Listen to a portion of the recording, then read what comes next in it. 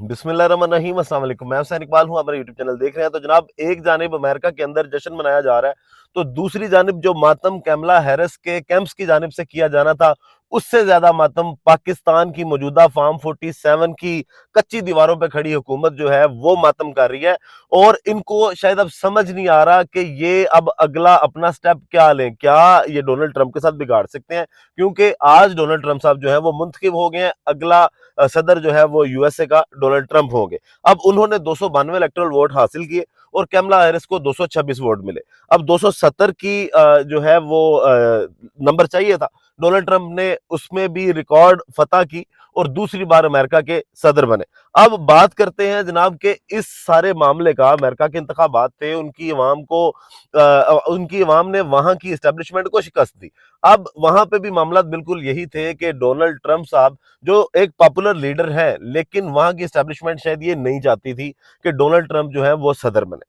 अब उनकी जो मीडिया कैंपेन थी, सीएनएन हो जाए या बाकी जितने भी चैनल्स हैं, वो यही शो करवा रहे थे कि कैमला हैरिस जो है वो इस बार डोनाल्ड ट्रंप को शिकस्त देंगी और अगली सदर कैमला हैरिस होगी। लेकिन अनफॉर्चुनेटली ये नहीं हो सका और वहां की एस्टेब्लिशमेंट को हार हुई। वहां के लोगों की, वहां की जमहूरी सिस्टम की फिर से एक बार फतह हुई। ना वहां पे बंदे उठाए गए और ना वहां पे कागजात नामजदगी छीने गए, ना वहां पे फॉर्म 47 बनाए गए। उस तरह के मामला जिस तरह के पाकिस्तान में इलेक्शन के अंदर देखे गए, कोई मामला नहीं। हालांकि इधर भी देखें तो पाकिस्तान के अंदर भी सारा निजाम एक तरफ था और पाकिस्तान तरीके इंसाफ एक तरफ थी, लेकिन लोगों ने अपना वोट कास्ट करके ये बताया था कि नहीं, हम जो है वो अपने पॉपुलर लीडर को, मतलब इमरान खान साहब को सिलेक्ट करेंगे।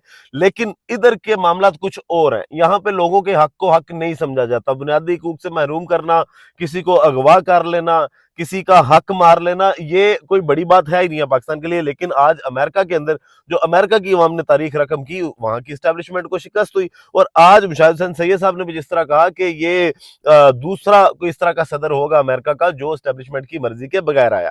तो अमेरिका की स्टैब्लिशमेंट को आज शिकस्त हुई। लेकिन अब आ जाए पाकिस्तान की सियासत पे इसका इम्पैक्ट क्या पड़ता है।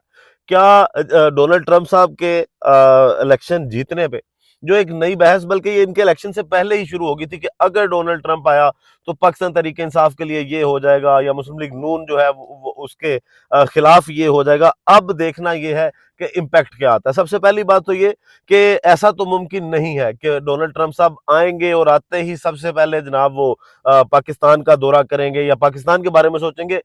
जाहिरी बात है कि वो अमेरिका के अवाम ने उनको सिलेक्ट किया है, वो सबसे पहले अमेरिका के मामलात को देखेंगे, वहां के मामलात संभालेंगे।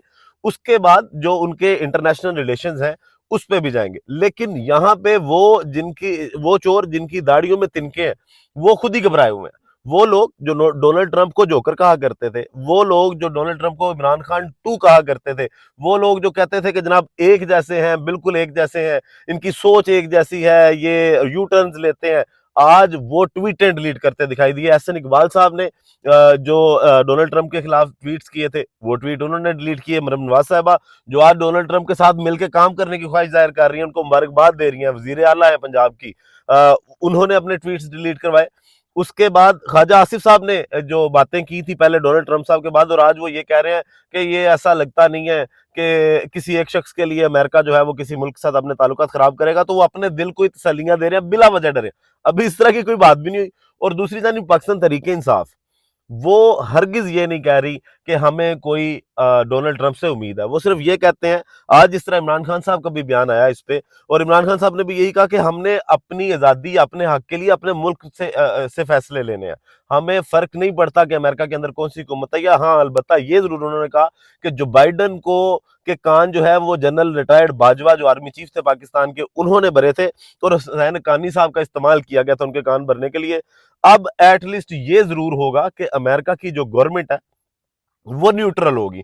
और अगर वो न्यूट्रल होते हैं, बिल्कुल वैसे ही जैसे पाकिस्तान तरीके इंसाफ रिलीफ नहीं मांगती पाकिस्तानी अदालतों से, पाकिस्तान तरीके इंसाफ पाकिस्तान के निजाम से भी रिलीफ नहीं मांगती। ये सिर्फ कहते हैं जनाब जो हक है, जो इंसाफ है, आप मेरिट पे वो करें, और उसके बाद जिस तरह के इनके ऊपर केसेस हैं वो वैसे ही खत्म हो जाएंगे। तो बिल्कुल वैसे ही आज इमरान खान साहब ने कहा कि चलें, अच्छी बात यह है कि अब अमेरिका की जो हुकूमत है वो न्यूट्रल हो जाएगी, तो उस तरह के मसाइल नहीं आएंगे जिस तरह पहले था कि दबाव डाला जाएगा। इसके अलावा ہمیں کسی سے کوئی امید نہیں ہے۔ پھر دوسری چیز یہ کہ ڈونلڈ ٹرمپ صاحب بھی اس بات کا اعتراف کر چکے ہیں کہ عمران خان صاحب کے ساتھ ان کے تعلقات اچھے ہیں۔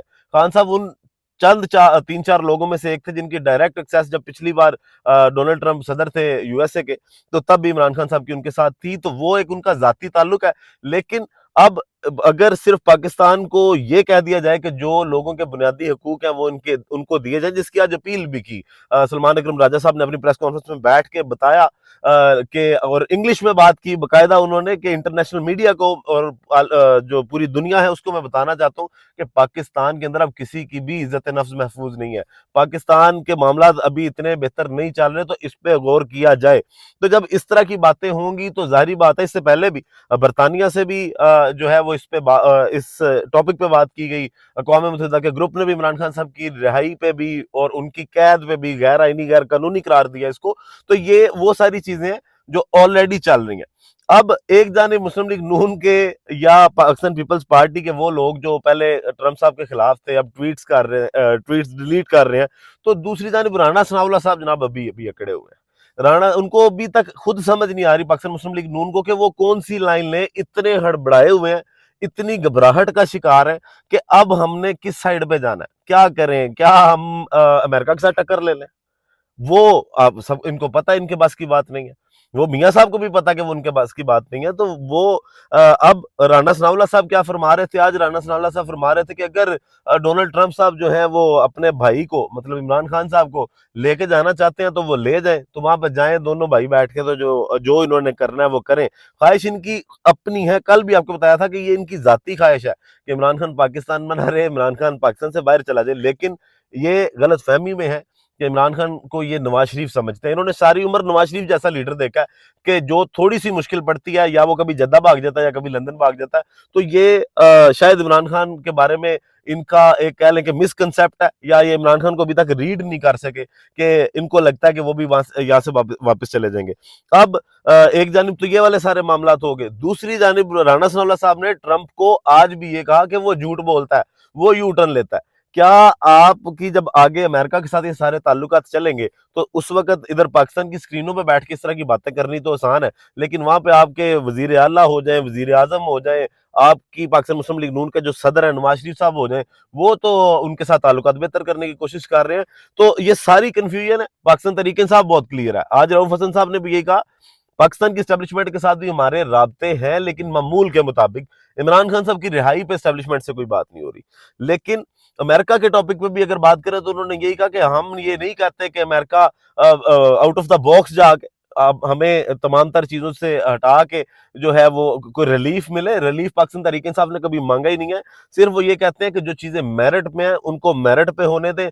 اب سب کو اس بات کا پتہ، لیکن وہ جو ساری خبریں آ رہی ہیں نا کہ جناب وہ ڈیاللہ کے دروازے کھل گئے اور جناب امریکہ سے جہاز اڑ گیا اور ٹرمپ صاحب جو ہیں وہ عمران خان کو فوراً سے لے کے چلے جائیں گے، یہ ایک لمبا پروسیس ہے۔ ابھی جنوری تک تو ڈونلڈ ٹرمپ صاحب کو حلف لینے کے جو معاملات ہیں ان کے وہ جنوری میں مکمل ہوں گے، جنوری میں وہ ٹیکنگ کی ان کی سیریمنی ہوگی، تب تک جو لوکل اسٹیبلشمنٹ ہے وہ بھی اپنا پورا زور لگائے گی کہ اگر کل کو وہاں سے دباؤ آتا بھی ہے تو ہم نے اس کو ڈیل کیسے کرنا ہے۔ جس کو رانا ثناء اللہ صاحب نے کہا کہ جی نہیں ہمیں لگتا نہیں ہے، ابھی یہ آنکھیں بند کر رہے ہیں، لگتا نہیں ہے کہ وہاں سے کوئی اس طرح کا پریشر آئے گا، ہاں وہ اگر لفظوں سے کہتے رہیں گے تو ٹھیک ہے، لیکن اگر وہ واقعی اس پہ کوئی کارروائی کرنے کی بات کرتے ہیں، جب ان سے رانا ثناء اللہ صاحب سے پوچھا گیا نا کہ آپ امریکہ کو آنکھیں کیسے نکال لیں گے، آپ تو IMF کے پروگرام پہ، تو انہوں نے کہا کہ نہیں اگر وہ واقعی اس طرح کی بات کرتے ہیں تو پھر تو جی عمران خان صاحب ایکسپوز ہو جائیں گے، پھر تو یہ بات ہوگی کہ عمران خان جن کے خلاف باتیں کرتا رہا۔ عمران خان نے غیر ملکی مداخلت جو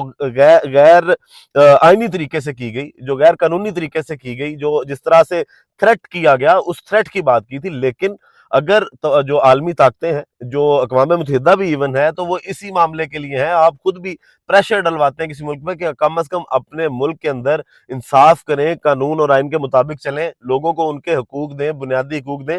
تو ان چیزوں کو صرف مس کوٹ کرنے کے لیے اس طرح کی افواہیں پھیلائی جا رہی ہیں کہ ٹیگ لگانے کی کوشش کی جا رہی ہے کہ پاکستان تحریک انصاف کا بیانیہ جو ہے وہ ختم ہو جائے، لیکن لوگ اب بڑے سمجھدار ہو گئے ہیں، وہ اس طرح کے دھوکوں میں نہیں آتے۔ ویڈیو کا اختتام کرتے ہیں اپنی اسی دعا کے ساتھ کہ اللہ تعالیٰ پاکستان پر اپنی رحمت نازل کرے۔ پاکستان زندہ باد۔